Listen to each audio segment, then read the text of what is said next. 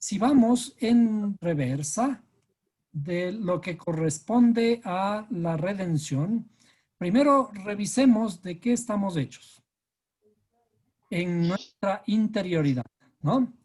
En nuestra interioridad somos, primero, ¿qué es? Lo que está arriba. La inteligencia. Vamos a decir Los el pensamiento, ¿no es cierto? El pensamiento está aquí. pensamientos. Es el origen de todo lo que nosotros hacemos. Los pensamientos. El pensamiento. Ahora, ¿qué viene después? La palabra. El habla. El habla. Por medio de la palabra. Y luego, La acción. la acción. A estos tres, se les conoce como las vestimentas del alma. El alma.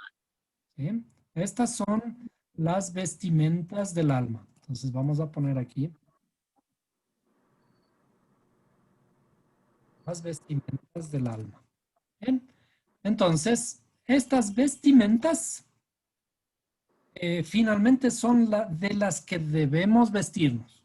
O sea, cuando nos vestimos, nos debemos vestir de vestiduras blancas, puras y resplandecientes, ¿no es cierto? ¿Qué significa eso? Que nuestro pensamiento, nuestra habla y nuestra acción deben corresponder a estas vestiduras blancas. Es decir, deben ser puros. Ahora, ¿cómo comenzamos la restauración? ¿Cómo comenzamos la redención? Por acciones. ¿Bien? Hacemos acciones. A esto se le conoce como las acciones de manos y pies. En cierta forma, las acciones son el inicio de las acciones son ciertas acciones religiosas, lo que se conoce como las misbot, ¿no? ¿Por qué? Porque de todas maneras, cuando se hacen actos buenos, ¿bien? Esos actos buenos van a cambiar poco a poco nuestra habla y nuestro pensamiento. Entonces, la transformación viene por pequeñas acciones. ¿Sí? Pequeñas acciones. Comenzamos a renovar, a hacer ciertas acciones buenas. Y cuando ya comenzamos a hacer ciertas acciones buenas, estas pequeñas acciones buenas nos van a impulsar por cambiar otras más grandes que tenemos. Luego sería el habla, ¿no es cierto? Cuando nuestras acciones comenzamos a cambiar, estas acciones se van a manifestar en un cambio de lo que hablamos. Ya no hablamos por hablar. ¿Qué debemos hacer para hablar?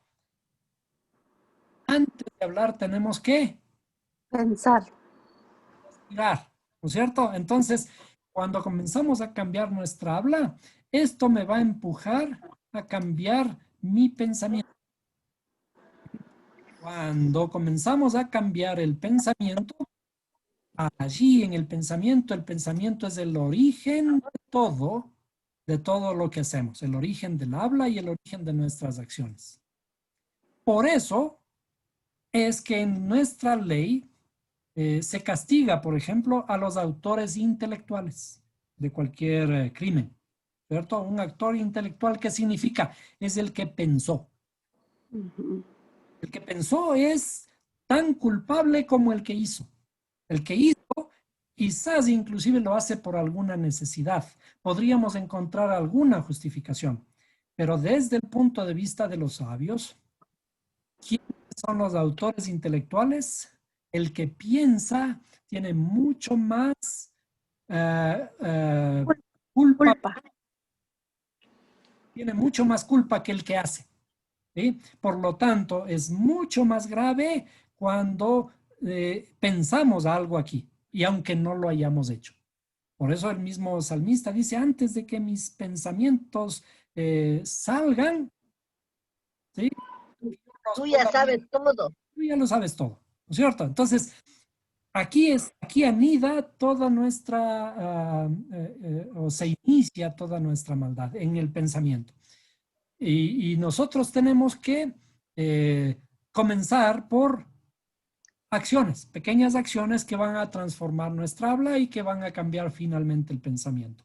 Entonces, la restauración nuestra comienza desde abajo, desde nuestras acciones.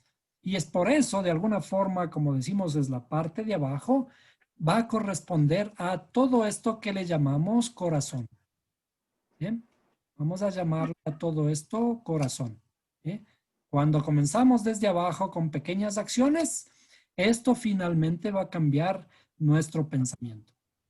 Y ese será al final el estado de redención del ser humano. Cuando hayamos transformado el pensamiento, el habla y la acción y por lo tanto nuestras vestiduras, las vestiduras del alma, sean puras, blancas, finas y resplandecientes.